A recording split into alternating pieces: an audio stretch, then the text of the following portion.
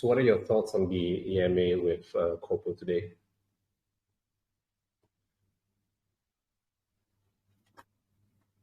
You guys have any comment, good or bad?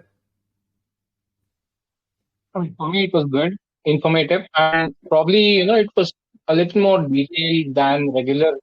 What you're doing, what is it that you want, and what goes on. So, and really like the factor that the focus is more on the gamers front rather than the revenue or the Web3 alone, right? So that's something that should be important. So that was kind of the strategy that I was expecting as well. So that's good to see that the focus now is more on the gamers, and the entry point being free to play. That's kind of a very good concept to start off with, because first and foremost you need to draw players in, you need to have users who are using your platform, and after which you go ahead and probably bringing a little more revenue streams. That's something to account for. But that initial drag of all those Web2 players down to the Web3 platform, the hurdle of having NFTs to actually even play those games without even understanding blockchain or NFT concepts, that was kind of difficult for them.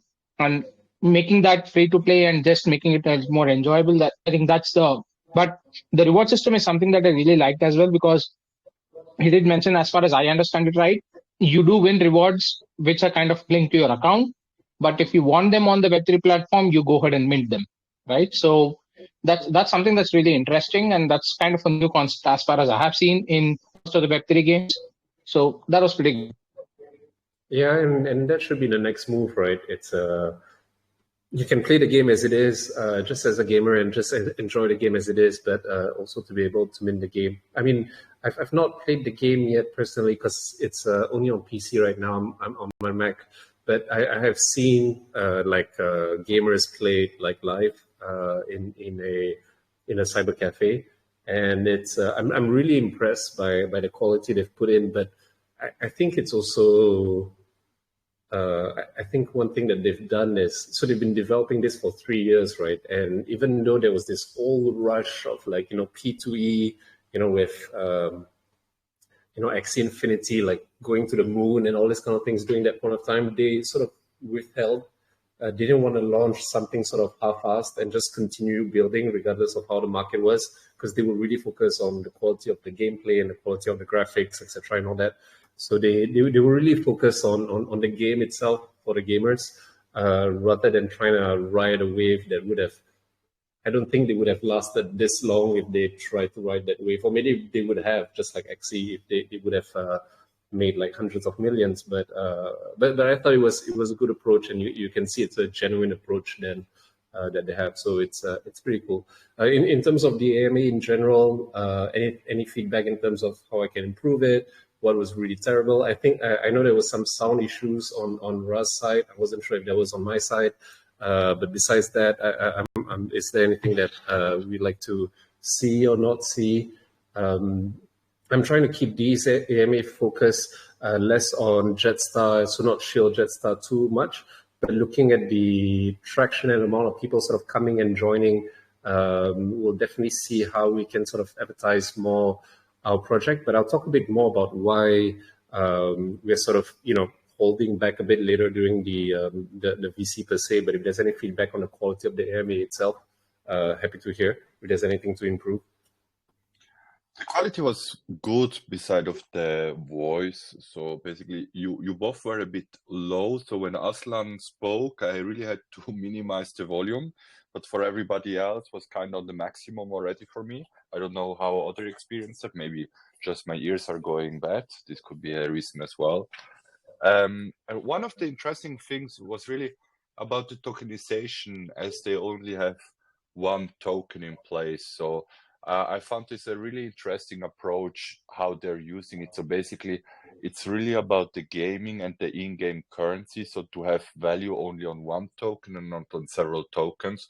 And I really believe this as well, in the long run, can really help the project as well when it comes to the adoption, and they're not stuck between different tokens. So I kind of like that.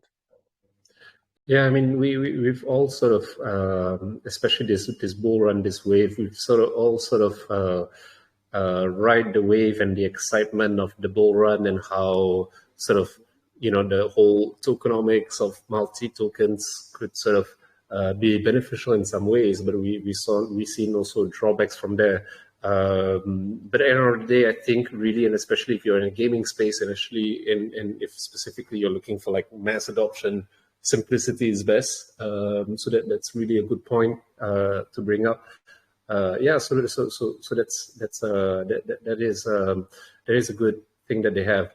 We do have some things in, I would quote unquote have in conflict, because they are looking at building a platform similar to ours as well. But this is where we're having conversations with them and say like, hey, don't build it, let us build it for you.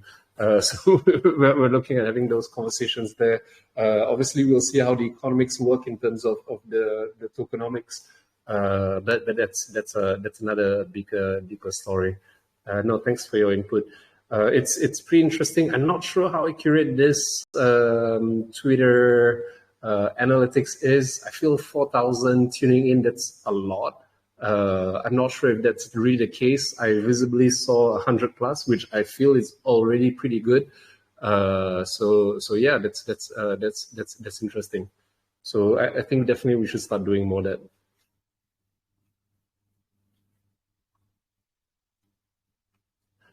So thank you for your time. Now I think we have we sort of have enough people during our call. So thank you very much for joining us for this long-awaited AMA. I really thank you guys for your patience. One thing that I really sort of try to work on is sort of carve a bit more time to spend on socials, especially in terms of the update. But I'll give you guys a reason why in terms of the update we've been pretty slow. There's actually one main reason besides the fact that all of us are sort of focused on various different things right now and trying to make them move as fast as possible. So I'll sort of go through that process. But right now, going to the VC per se, focus on JEDSTAR, CRED, Silvolt, and KD Arena as a whole. I think we would touch on some certain pertinent issues first, and then after that we'll sort of go high level, and then I'll open it up to the floor from some question. I've prepared a deck. It's nothing elaborate, just some points so that when I'm talking to them, you guys have something to sort of see, or even screenshot so they can remember and ask questions later if you guys have any questions later. So that's pretty, so it makes it easier for you guys. Let me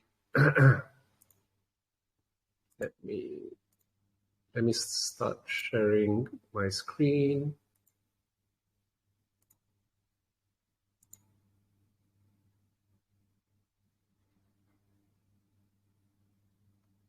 Okay, are you guys able to see it?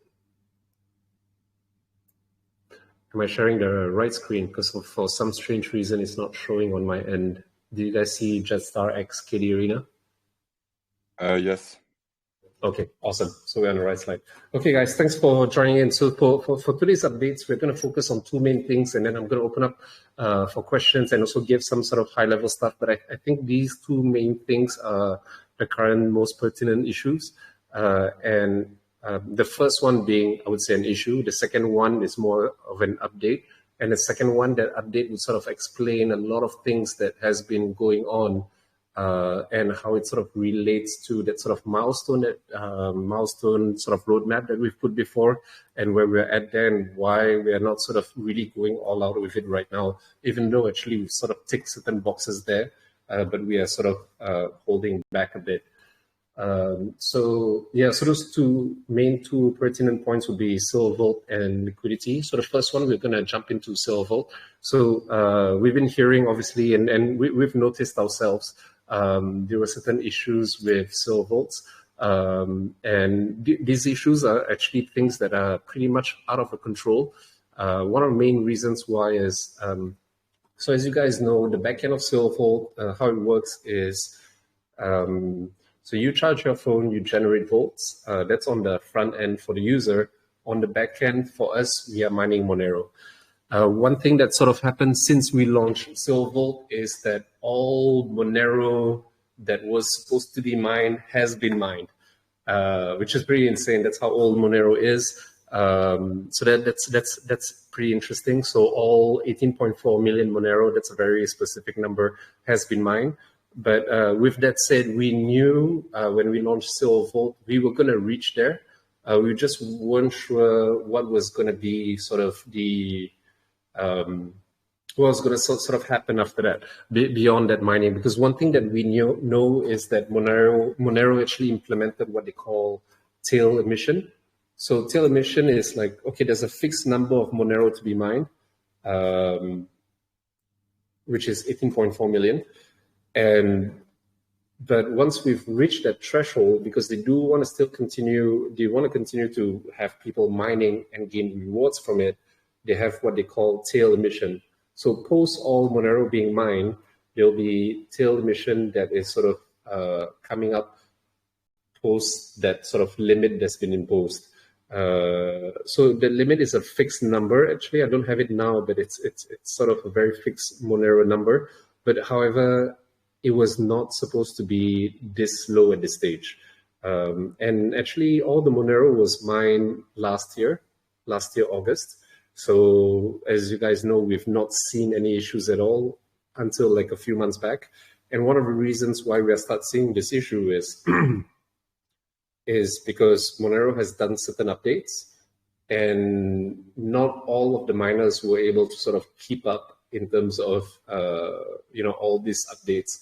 And we don't directly mine Monero because it's really difficult to mine on your own. So we have to work with bigger miners. And most of the bigger miners who are sort of accepting smaller miners like us have not sort of kept up with it. So basically, it's not that Silver Vault is not working or not generating volts. Some of you, if you left it long enough, you'll see you'll actually get volts and diamonds. It's just because it's really pegged to the amount of Monero that's being mined. It's just really, really, really slow that it looks like you're not mining anything. So obviously that is an issue. We sort of saw it coming. We didn't see it coming this early. We thought it would come like during the next bull run. But that's because when we were looking at it, we were seeing that one way that Monero would be really hard to mine would be like once the next bull run, a lot of miners would, because usually every bull run, a lot of miners sort of start jumping back in. But there's also a reason. One thing that we didn't expect was these updates would actually slow down mining. So two things that would affect us: if there's really a lot of mining and it's harder for us to get a block, or there's really low transactions because most of these Monero miners didn't keep up to the updates. If there's really low transactions, we'll be mining much less as well, because based on the tail emission, there's going to be much less Monero needed to be mined. So that's pretty much sort of the really technical reason behind why we've reached that. But obviously, since last year, October, we've already sort of planned what would have been the next step. And the next step, as you guys know, as we were building KD Arena, was sort of really integrate Silver Vault with KD Arena.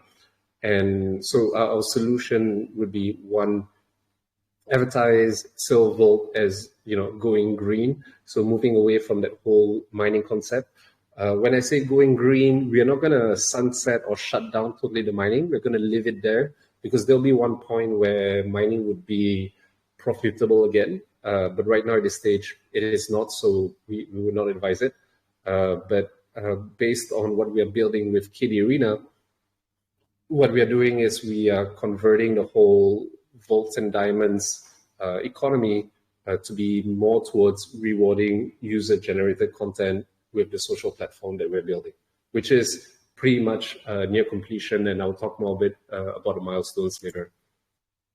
So now, this is what we have in mind. Obviously, we'll have like some testing behind it once we are closer to sort of the alpha launch of the social platform.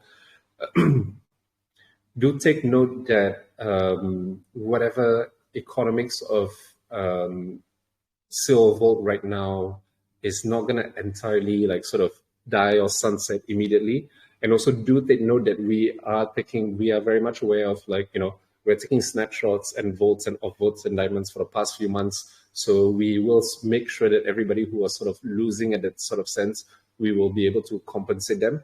But basically what we're looking at right now is, with our social platform, we are looking at this sort of double in-app currency. And when I say in-app currency, I'm not talking about tokens or Web3, so pretty much similar to Silvervolt. We're still using volts and diamonds, and it's going to be really simplified once we sort of show a bigger roadmap with how they integrate the token. But in terms of how we're going to use it on the social platforms will be two things. One, it would be you'll be able to earn both volts and diamonds in different ways. And you look at volts being your sort of working, how much work you do on the social platform. And you look at diamonds as how well you do that work on the social platform. That's that sort of thing. So it's effort and quality kind of tokens. And tokens is the wrong word here. I should put in-app currency, but tokens was just shorter, so I just used that. But don't look at it as crypto tokens. So how we see the difference between effort and quality. So pretty much, for volts, to generate volts, you earn them by daily logins, spending time on the platform, by engaging with other posts, liking, sharing, retweeting, requoting, or commenting, etc., and all that. And obviously, based on like how much you do it, we would sort of provide bonuses that would be tiered based on the amount of effort that we put. So that's one way to sort of earn your votes. Another way, and then to earn your diamonds, then this is the quality part that comes in. So you earn votes by the effort. So you sign on, you spend time, and you engage. You earn diamonds by putting posts that people engage back with. So the more people engage with your posts, the more diamonds you earn. You also earn posts when you recommend other users to sort of sign up on the platform. And then you also earn you also earn diamonds when you reach certain sort of metrics and milestones like number of followers, number of posts, etc., and all that. So that's based on the quality side. So those are the sort of two main things that we're looking at.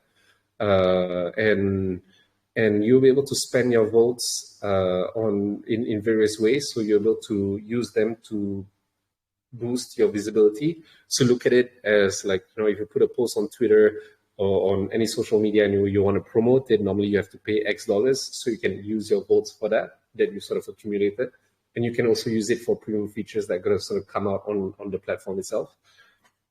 And then for the diamonds, you'll be able to trade it with, and this is where our partnerships are going to be really important. So our partnerships with like CoPro and all the other games that are going to come out, you're going to be actually able to convert your diamonds for actually dollar value digital assets. So whether it's crypto tokens or NFTs, you'll be able to convert them into them.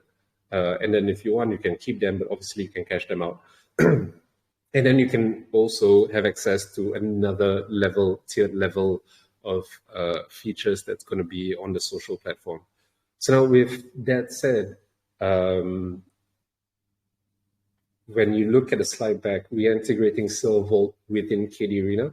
So that means everything still remains, although sort of the look and feel, because we're building a super app around it, so an app with multiple functions, just not one single function, which is like, tournament or, auction of digital assets.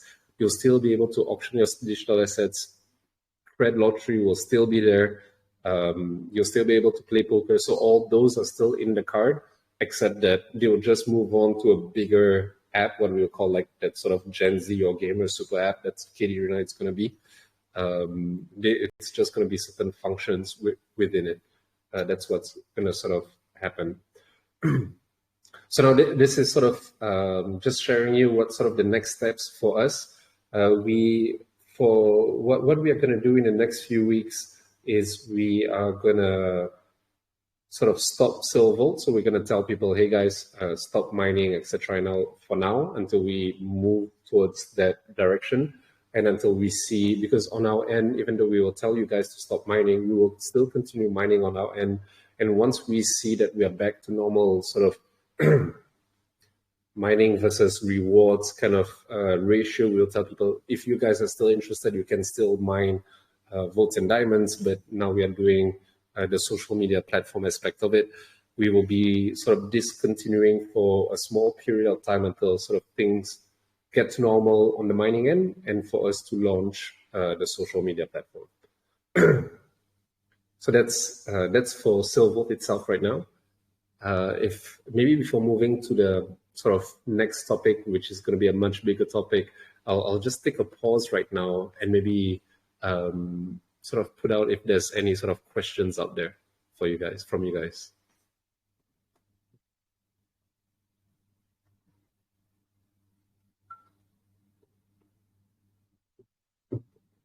Question on the spending mechanism part.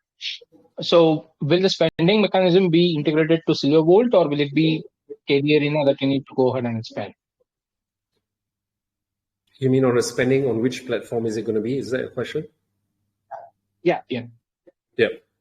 So look at it this way, that slowly Silvervolt will just be under one brand so that we don't confuse anybody, and anyone will be under KD Arena. We would know it as like, legacy of Silvervolt, where you do auctions and then there'll be lottery and poker, etc. and all that. But basically we're integrating everything into sort of KD Arena. And I'll explain to you a bit why the decision later a bit when we are going to talk about the liquidity. Awesome. Yeah. Now this, for us, we sort of always knew we were going to go towards this direction. But it's really much more interesting for us now, a year after we sort of made this decision, because that was the vision, that was the plan. But in terms of how we've sort of really moved forward with KD Arena, so now I know we've focused a lot of time on it, and like JEDSTAR, JED and Cred investors are wondering, so what's happening there? Like for us, so it's all about taking those steps, right? Like for us right now, on Telegram, Alfex is here.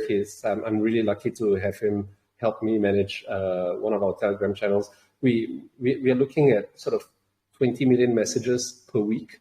That's the competition that you guys sort of have once it's sort of out there. And then on sort of the Facebook side, our engagements are really high as well. We have about like maybe 10,000 posts per month. If we include comments, likes, requotes, etc., and all that, obviously it goes much higher. But we are looking at a much higher level of engagement now. If we look at bringing 1% of that or 0.1% of that when we launch our social platform, because obviously being realistic, we won't be able to sort of get all of that. People are very comfortable with their platforms. It will take some time for us to really bring them to start adopting our platform. We are looking at a lot of transactions on the back end, and as you guys know, with Ethereum, we are building our chain, etc., and all that. So, just in general, the whole story is we will be a platform that's going to be heavily used by gamers and Gen Z. And our goal is to sort of really help other games and brands sort of reach out to these people. And then all of that will sort of fuel the economy of JED and Cred. So we really see how this vision is really, 1 year after sort of working really hard on KD Arena, really coming together. And this is sort of where we start talking about the liquidity. So that was Silvervolt. Now in terms of liquidity, that's the next biggest question. And guys, I hear you guys. I'm not looking at the chats, even though I'm not really active, because once I start typing, then I'll lose 1 hour in the chats. But I do look at them. So in terms of liquidity, we've done all tests, so everything is done. We've actually finalized. We sort of have more or less on paper. When I say more or less, we have that initial sign that we're going to be on those CEXs, 3 top tier CEXs confirmed. One of the reasons why we've been sort of semi-silent on it is because of our arrangement and agreement with them. Technically, I'm not really supposed to really talk about this because one is sort of FA, so we're supposed to keep in this whole non-financial advice space. Because technically you guys know information in advance on other things. 2, I mean, it's all part of their sort of policy until we launch to sort of not announce anything in advance to any community. So I sort of address this to them and sort of say like, hey guys, we've been holding liquidity for quite some time already. And the community is getting a bit worried of what's going to happen with it. So I need to address it in certain ways. So I've really spoken to them and say like, how can I speak to it without sort of divulging or, you know, breaking any clause that we sort of have for our launch with you guys. So we sort of, I've sort of shared with them like this slide and told them my talking points, and they're like, okay, fine, that's high level enough to sort of keep it that we don't break any, not just their clause, but any laws in general, but also enough information to sort of keep you guys reassured in terms of what we are doing and what we are building with KD Arena. So we have withdrawn the liquidity to our tests, and then at the same time we were having conversations with all the CEXs, and on the positive side, to our amazement, because we're not looking at lower tier CEXs, we're not looking at, you know, the ones where most projects sort of sign up with and pay a fee so that they, as devs, can sort of cash out. We are really looking at CEXs that are going to benefit our project. And when we presented to them the project, they're really interested. There are some changes and tweaks that they want to make for it. One is to sort of bring the brands together, which we are working on, and we're going to share with you guys a bit in the future. But two, in terms of like, for us to launch with them, they need to be assured of a certain amount of liquidity. So now, obviously this liquidity was from the DEXs, but we now are reserving them for the CEX. But with that said, it's still not enough. What we are doing right now, and why it's taking a bit of time, because they have sort of agreed, we're finalizing on improving the tokenomics slightly between, you know, that whole KD Arena, JEDSTAR ecosystem that we have right now with Agora, Zil, Volt, etc., and all that. We are finishing all this, and it's really great. I mean, this is one thing that I really love in the Web3 space. I don't know if it happens in the traditional financial sector. It's like the fact that it's 3 different CEXs, but actually we sit down together to have this conversation really openly, so that it's sort of, we are not trying to abuse anything, and we're really transparent on how we're doing things. So together we're actually having conversations with liquidity providers, because what we've withdrawn was $30,000. That's what we've withdrawn from our liquidity when we were doing the tests, just to make sure that it was safe. So 30K just for one CEX is not enough. Let's not even talk about 3 CEXs. So we're having conversations with liquidity provider. Obviously, what is the most important step for us having the conversations with this liquidity provider is that it's worthwhile for us and it doesn't crash our token, because one of the dangers that a lot of people actually see, I don't know if you guys seen it, I've seen it a million times, you know, people really get excited when they hear the CEX announcement, and then it goes on CEX, and then suddenly the price dump. Usually the price dump for 2 reasons. One, the devs cash out. 2, the liquidity providers cash out as well. So for us, we are negotiating, and we're not going to negotiate less than that. We're negotiating between 18 to 24 months of vesting. So that means anybody who provides us liquidity cannot cash out before 18 to 24 months, so that it doesn't affect token price. How we are sort of negotiating with them is, just to be truthfully honest with them, is like, guys, right now, anyways, it's the bear market, right? Even though Bitcoin price has gone up, etc., and all that, that's not retail investors, that's institutional investors. Retail investors in general don't have that much disposable income right now compared to the bull run. And based on, I mean, my personal experience, this is the third market, and obviously those guys have the same, or if not even more experience. They know that the next bull run is going to come in a few months. So usually the crash will last about 2 years. So it crashed about last year, February, March, May, April, around there. It will last about 2 years. And then ATH will happen at the 3rd year. So this is sort of like, I'm just using logic with them. I said like, so you guys being invested for the next 18 to 24 months doesn't affect anything because it's the bear market. And even if the bull run sort of hits in between, it's not the real bull run. It's just when people are just starting to hype up. It takes about a year for Bitcoin and all the altcoins to reach the ATH. And then by then, you know, our community would have been able to do their thing. You guys will be able to do their thing, etc., and all that. So that's sort of the negotiations we have. So far, more or less, everybody is agreeable. Obviously, during the bear market, I mean, regardless of bear or bull, liquidity providers are really greedy. But when we sort of show them the numbers, show them the traction, show them how big our community is, we do build a certain amount of confidence. So right now, basically, all we need is to finalize that liquidity amount that we get in the vesting period, and then sort of launch on our CEX.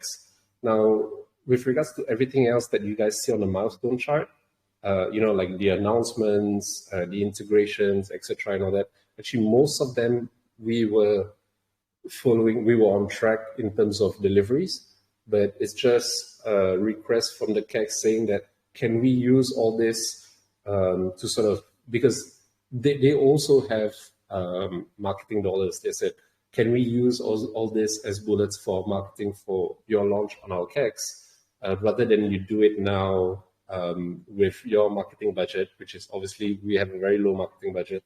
Can we do it when we are launching and you just hold on for a bit? As you guys know, we are also partnered with Google Cloud right now. Actually, we have announced it. Google Cloud has not announced it.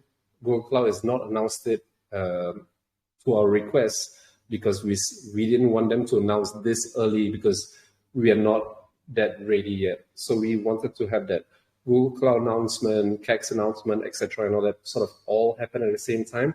And all of that is sort of sitting on this sort of conversation that we're having with those liquidity providers. Now, in terms of what is the deadline of liquidity providers, I'm hoping it's tomorrow, but realistically, it could take, we've been having these talks for months already, and it could take another few weeks. But realistically, because now we are in November, it's going to reach December. I personally feel, even though some of them say like, don't worry, we'll finalize it this year, I personally feel it's going to happen early next year because of what's going to happen with Christmas, etc., and all that. So that's sort of where we are at and why we are what we are doing in terms of the liquidity and our marketing announcements, etc., and all that.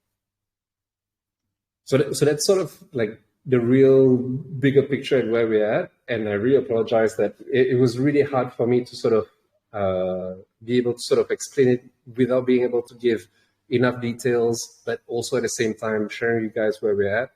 But now this is sort of the gist of it. And if there's any questions, or if you guys like to sort of, or feedback or comments, I'm happy to hear them. We have a quick question on whether the diamonds will still expire once the integration is done towards the social platform on Silverwood. I'm sorry, because you're cutting off a bit.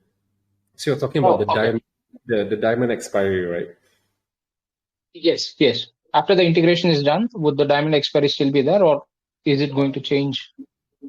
There will be diamond expiry, and I'll tell you why. So this is really high level, but actually it's I think the document it's about four A4 pages long in terms of the technicalities of it, of how we do it. Because one thing is, once we go into that whole social media platform, right? One thing that we want to do is avoid bots, spammers, scammers, etc., and all that. So if we don't look at the quality aspect, bots can come in and just monetize the effort aspect of things. Like, you can create a bot that just starts spamming posts on our platform. So we'll put that level of engagement to maintain your diamonds at a really low level, but just low enough to know that you're human, high enough to know that you're not a bot kind of thing. I know with AI it's going to be more and more difficult, but obviously with AI coming in to do bad things, we can use AI to do good things as well. So it's going to be tweaked, but they would need that certain we would need that certain sort of level of expiry just to make sure that it's not abused.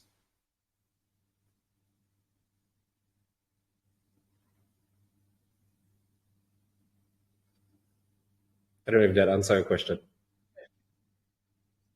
Yeah, I guess it did. So, Captain Yagbam, just let us know if you have any other following question apart from that. So, on the liquidity front, Josh, will the liquidity be still again infused back to the DEX as well, along with what we are waiting for adding more liquidity to the CEX side? Yeah, so our plan is normally, and this is like a 99.9% accuracy rate.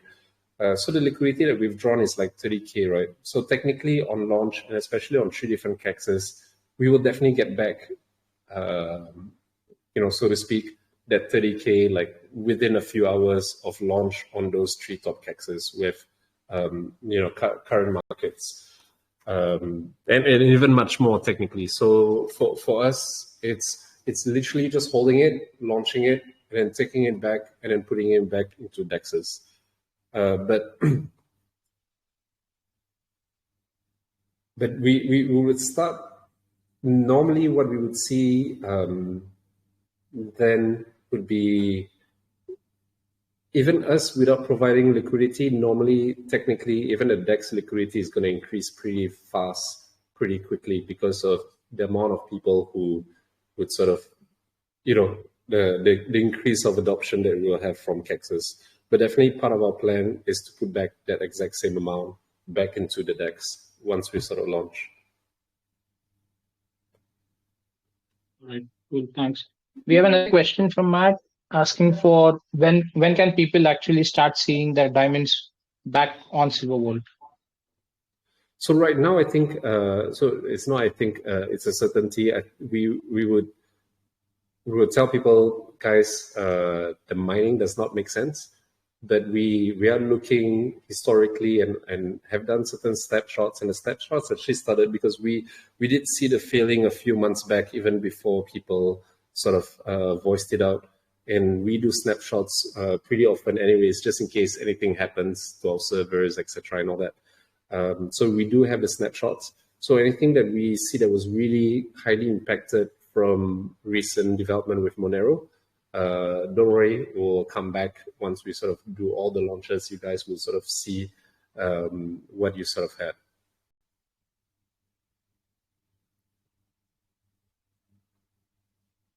Awesome. Hi, Josh. Morning. All. Hey, Roy. Long time no speak. True.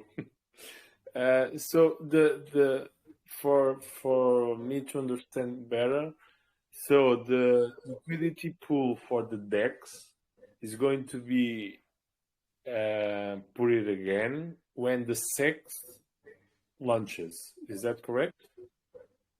Yes, correct. Now basically, now basically the biggest concern of the CEXs is because we are negotiating to get we are negotiating to get all the liquidity from liquidity providers.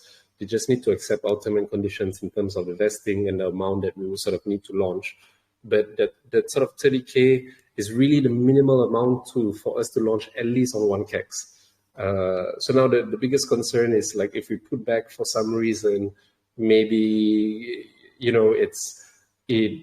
the market literally crash or Matic just crash and something happens to that certain amount, it would then push further and even affect our conversations in terms of our CEX launch. Okay, so and you were aiming that conversations with the liquidity providers for the beginning of next year. So we actually started these conversations way back. We actually started these conversations when we had these conversations with CEX. So they had like initially upfront already told us that liquidity is not enough, that we need to fork it up. And if we can't fork it up, we need to work with liquidity providers. Obviously, the CEX themselves will provide liquidity as well, but to a certain amount, but they don't want to provide all the liquidity because then all the risk is on them. So we need to sort of split that risk among a few of us. Obviously for certain amount of token, but that's why the vesting, and especially the vesting period, is really important so that it doesn't impact our sort of OG holders. Normally when we started the conversation, they were saying like, yeah, we can close it in 3 months. I think it's been nearly 6 months right now. Token 2049 was a good opportunity because all those calls that we're having virtually, we managed to meet in person. So like once you meet in person, you sort of build that sort of trust a bit more than when you're speaking virtually. So it's supposed to move much faster right now. And all of them are giving me positive feedback. So all this while I've been giving you guys news of the positive feedback that we have, and we're going to do this, do that. But obviously then after that, things sort of change because they're like, oh, okay, just wait for a second. We'll get back to you. Just hold on a bit. So a lot of them are saying like by end of this year, we should be okay with it. But based on my experience with them, and also based on the fact that we are reaching like Christmas and end of the year, and also I feel they themselves want to secure their sort of bank and treasury and wait for like, the price of Bitcoin sort of go up a bit more. I think realistically it's going to be early next year. Okay, because this up and downs like minimal buys and sells is crazy, so we need to get out of the graphic. No, I know what you mean, man. I know what you mean. I honestly feel it might I mean, this is just a general market conversation. I personally feel it might go down a bit before it really picks up again. But I think it would definitely start. The market will really start to rally by next year after April. We don't have the luxury of the last few years where towards the end of the year you had like governments giving out money, etc., and all that. Now companies are also having like sort of a tough time even paying like really big bonuses. But I believe from April next year, which is usually end of a financial forecast and next to the positive forecast, and 2024 Q2 onwards would be sort of pretty much positive.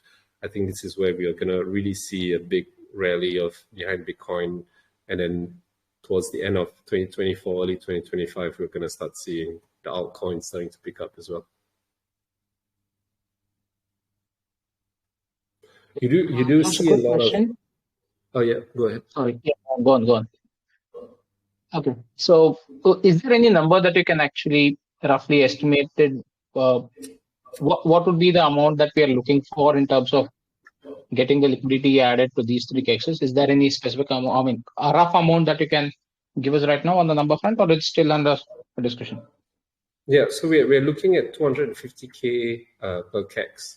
So that's a total of 750,000.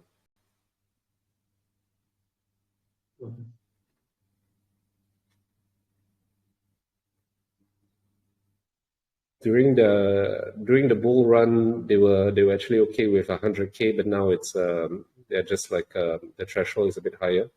The liquidity providers are used to it, so they know that's the amount. What they're not used to is the vesting period on our end. But the thing I think compared to new tokens,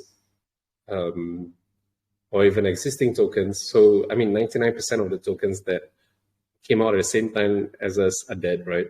1% you've got that spectrum of some that are doing really well, and those that are like sort of, they might be, vanishing. For us, we continue building. We've sort of purposely maintained this state of like, not too much ups and downs, and trying to sort of continue building. For them, what they see that what we have, and this is like, this goes to the conversation of why we are starting to do these AMAs and these partnerships. A lot of these CEXs see us as, Web3 gaming is going to come back in force again. I think DeFi is going to be, it's really hard to see the comeback of DeFi. There will be, but it's going to be much harder because it's going to be much stringent in terms of laws, regulations, whatever you have in terms of treasury, etc., and all that. You can't just anyhow launch your DeFi platform. Obviously, there's going to be new laws for gaming as well. But one thing that we have, one thing that they see us as, is we can be sort of the next sort of the Web3 gaming publishers. So we saw ourselves first as Launchpad, but they actually see us as gaming publishers, like Tencent, Riot, or NetEase, etc., and all that, where we can help games or devs and projects with good products and bring them to market and make sure that we can monetize them. So they see a lot of opportunity there based on the community, the engaged gaming community that we have. And they look at the amount of Web3 games that are coming, not just those that are upcoming, even those that are coming to the market. They're going to see a huge flood, and all of them would sort of need that sort of launchpad/publisher to avoid the same mistakes where games used to launch without having a publisher and just maybe do well for a while, but crash and burn later because of either bad investments, bad tokenomics, bad gameplay, etc., and all that. So this is where we can come into play, and this is where they see the strength that we have, and this is why they continue having this conversation with us and are really helping us. If I was to go to these liquidity providers myself, they'll definitely tell me no. They won't even talk to me. But the fact that we have the backing of these guys, and now even like with the Google Cloud people who are also introducing more liquidity providers. So that's an interesting thing. Even liquidity providers that we used to talk to that say, no, we're not interested. Now they're coming back to us because we are being backed with them by right now. It just shows faith. All we need to do right now is continue building and survive, these rocky times.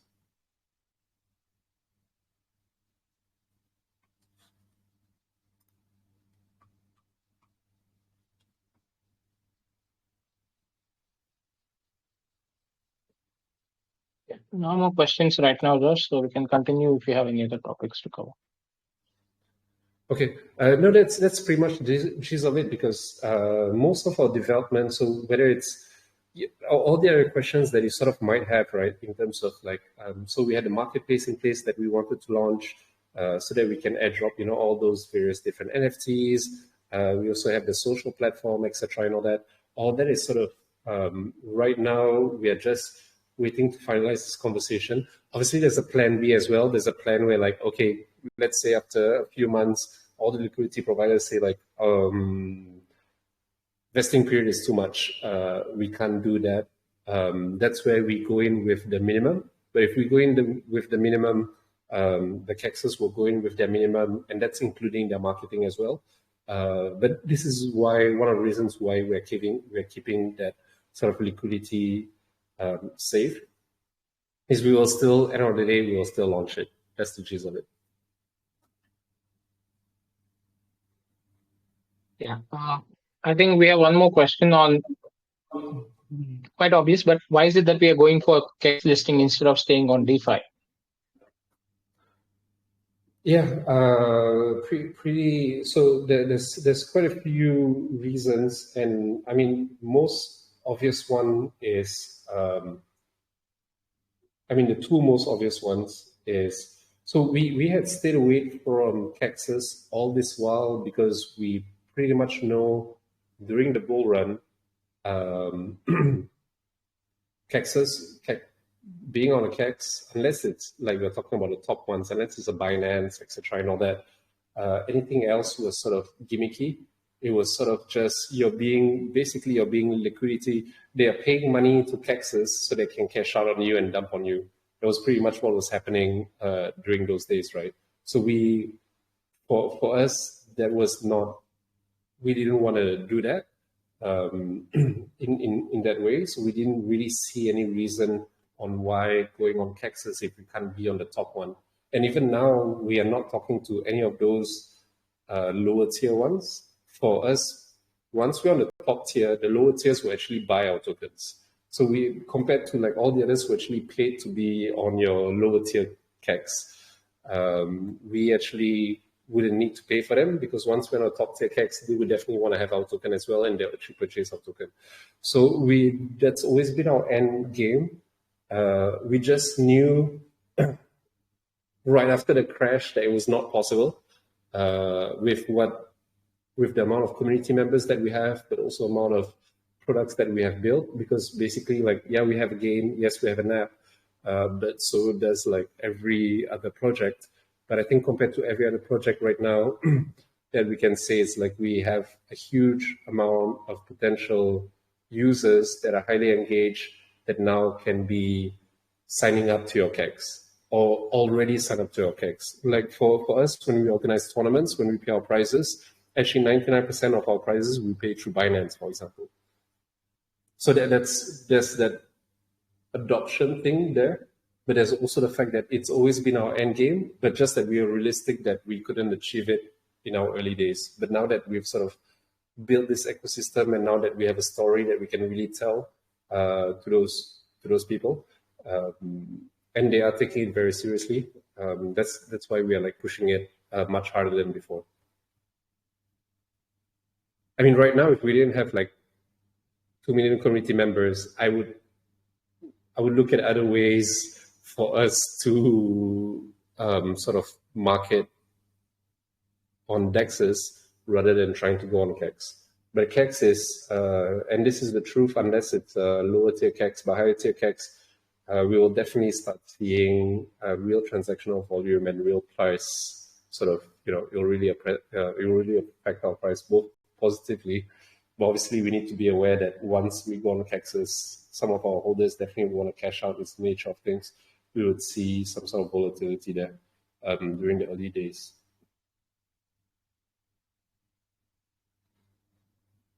Yep. Awesome.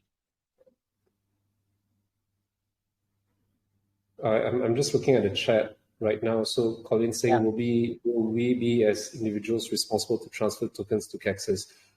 No, so look at it this way, right? Your CEX is basically another wallet. So if you want to transfer your wallet to your ledger, you need to do it yourself. We can't do it for you. So if you want to transfer so you can keep it on your MetaMask. Your MetaMask, you can sort of swap it with other tokens, but on your CEX, there will be that option to swap with many, many more tokens, and among them, tokens that you can cash out.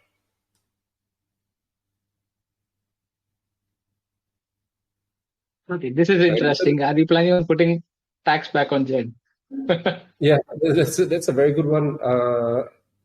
Actually, we are not planning to, but we are keeping in a contract just in case one day in the future it might serve us. But in terms of immediate plans, we're definitely not planning to.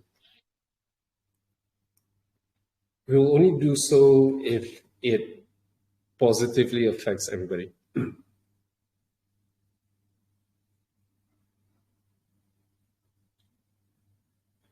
And also if the law doesn't change there. Does that too.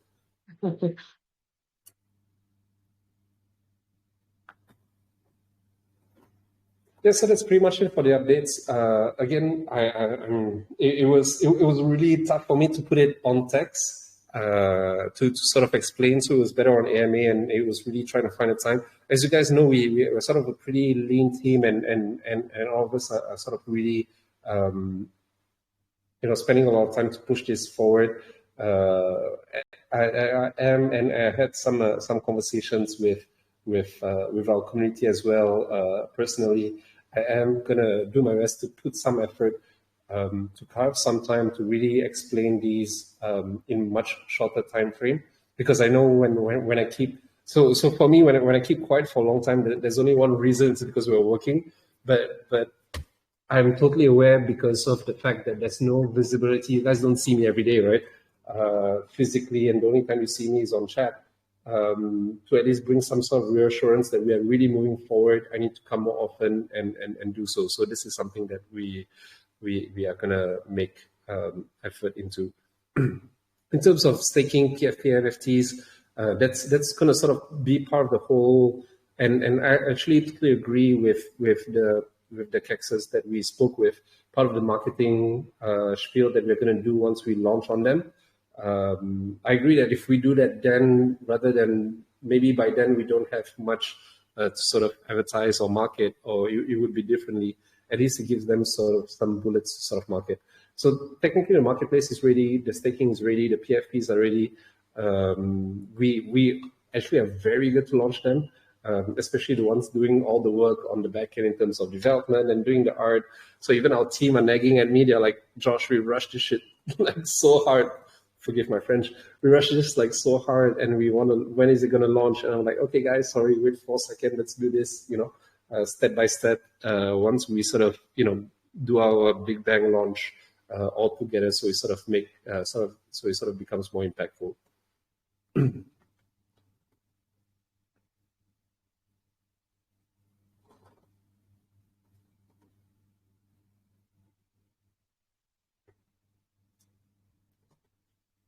So in terms, I just wanted to add just now, I sort of didn't finish it. So our partnerships are really important because, so as I said, we've discussed this whole publisher sort of aspect of what KD Arena can do, right? So there's a lot of ways for tokens to be used, etc., and all that. But there's real opportunities with games like Corpro, or we do see some games. So I'm limited in terms of how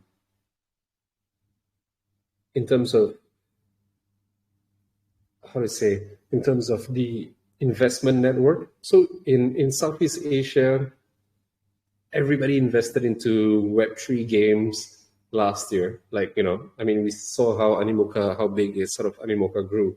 However, we have teams like the corporate teams or other games that we're working with, from the US, from Europe, from the Middle East, who do get a certain amount of significant investment.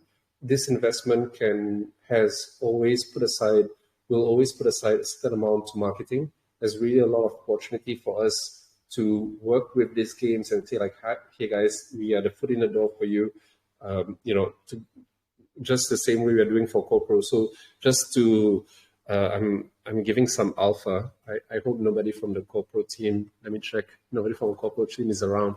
But the tournament that they're organizing with that 100K prize pool, and by the way, the 100K prize pool is in cash money, is in actual cash. It's not even in like tokens on NFT. So it's actual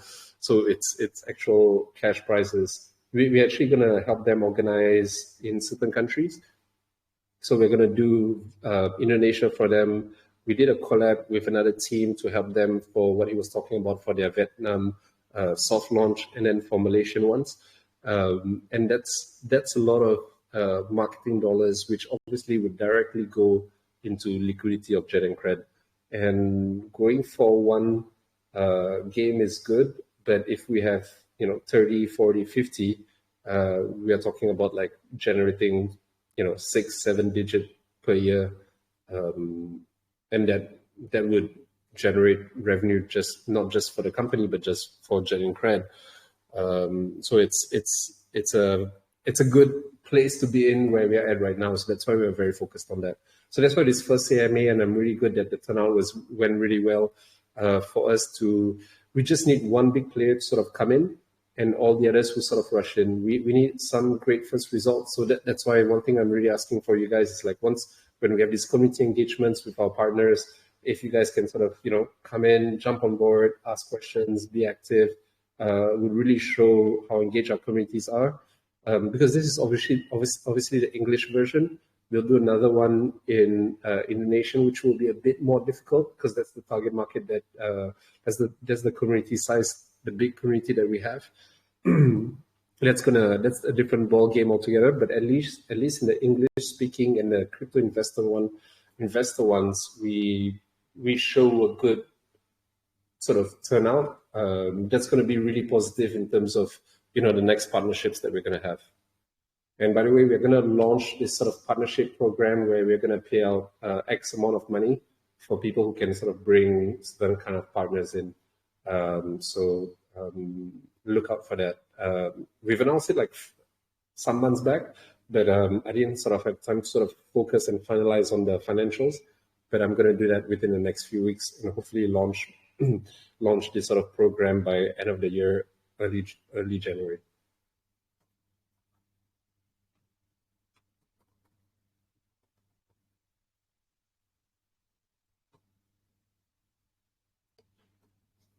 No, Phoenix is not dead till CEX. We will actually launch it. The only reason to it, actually Phoenix is not part of the conversations that we're having for CEX.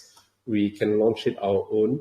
The only reason why we've not done it, it was just, it's as simple as I was just busy. But we will definitely going to look at moving that forward. Most of it is actually done.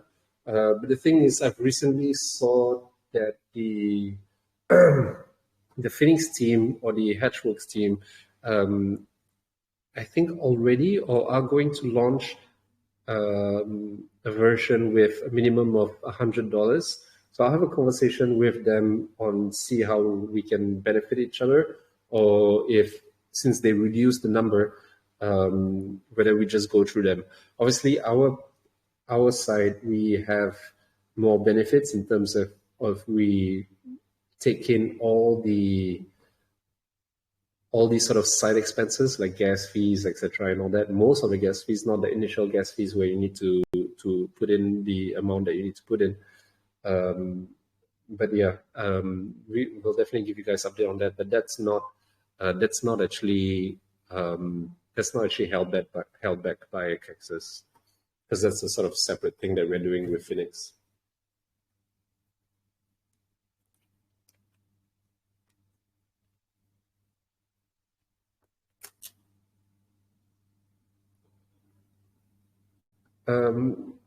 Well, no, we can't, because the liquidity basically belongs to you guys. Yeah, so we can't touch that money. We'll have to pay you guys back. Yeah, unless you want to give it to us, which I don't think so. Yeah, no, so we can't use that because that portion. So basically, what Phoenix does, right, is they use what you invest to invest, like they mentioned, into providing liquidity into Bitcoin, Ethereum, etc., and all that. So basically, top tier coins. And I'm wondering, I'm gonna ask them, for those who actually invested in Phoenix when Bitcoin was like 20 plus, now that it's like 30 plus, what was the API? The API might have been good. I don't know, because it also depends on transactional volume. Big price pump doesn't necessarily mean high transactional volume, even though it's closely related. But yeah, it will be interesting to know. When food, that's soon. Yeah. Do you guys have any more questions?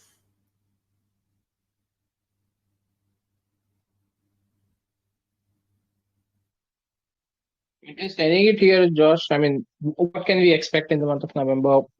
What's coming? What's being worked on? Just overall view. So what we are really excited to be worked on. So a lot of the side things like the marketplace, the NFTs, etc., and all that, they are more or less ready. What is like really on the tech side actually would be ready in the next 2 to 3 weeks is the social media platform. What we're really excited, and this is something that I'm going to try to negotiate if we can launch a sort of internal alpha and we don't do marketing around it, is the social platform. Is to see, so we won't have these AMAs and these conversations on Telegram anymore, and we're going to start having them on our own platform. and then slowly the projects that we're bringing in, having them on the platform itself. So that's going to be exciting because there's a lot of crypto people, and especially English speaking, or at least can speak English, on one same platform, very focused discussion. So that's pretty exciting, and then you can get rewarded from that. So for me, I'm really excited for that. I'm as excited as when Elon Musk with X.com, he did his like gaming stream. I mean, when we launch it, I want to do my own gaming stream as well, and then we can do it together, kind of thing. So that's for me, that's the most exciting on my end, and I think that would be pretty exciting if we can get something that really works well and engages the demographic that we are sort of targeting. My biggest challenge is when we start bringing in the 2 million gamers, how do we control the language, etc., and all that? So I know for Twitter, for example, or X.com, it's like we don't see anything that's not our language. So there's probably a huge community that speaks, Korean, French, etc., and all that. We just don't see it because that's not who we follow. But for us, we really want to see how we can sort of be able to sort of blend in the two, but at the same time make it so that it doesn't become like too chaotic. Because obviously, if it's a language that you don't speak, you're not going to go there, kind of thing. So for me, that's the really most exciting. We are close to closing it. It's just in terms of practicality, how do we want to do it? We're just figuring some things out, and obviously the volts and diamonds tokenomics to sort of finalize that as well.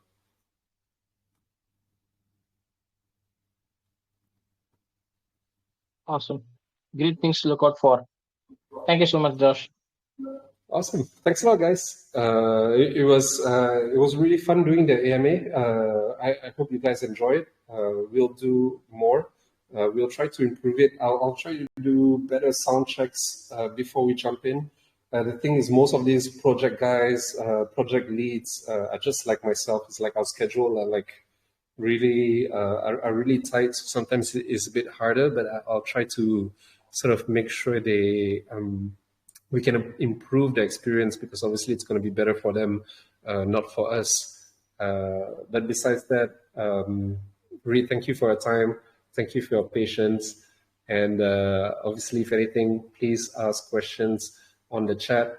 Don't worry, Paihat, Lauren Kes, SC, Matt, and yourself, Mr. Aslan, would help me reply when I'm not around. So it's thank you guys for being patient. For me, it's I'm really positive. It's really annoying. It's just getting them to say like, guys, let's go now, LFG kind of thing. But yeah, we're gonna reach there. So thank you, everyone. Thank you, Josh. Thanks, guys. Speak to you guys soon.